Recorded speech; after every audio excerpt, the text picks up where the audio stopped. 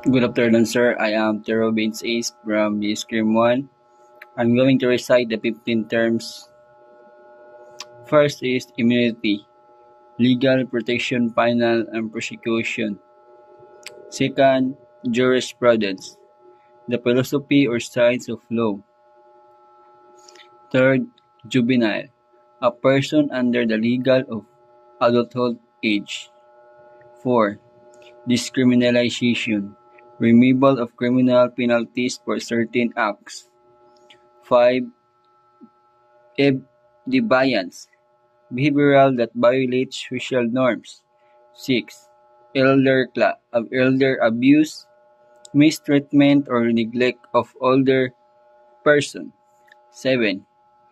Exoneration, official carrying of blame of conviction.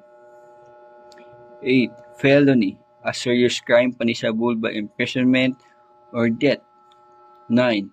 Forgery, falsifying a document or signature to deceive others. 10. Habitual offender, a person repeatedly convicted of crimes. 11. Judgment, the official decision or verdict given by a court. 12.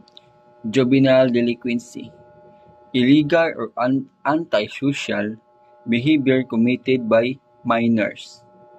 13. Strain theory, crime result from lack, opportunity, and prostration.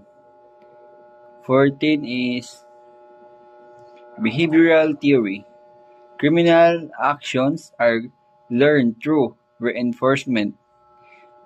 And the last is 15, opportunity, crimes occur when targets are vulnerable.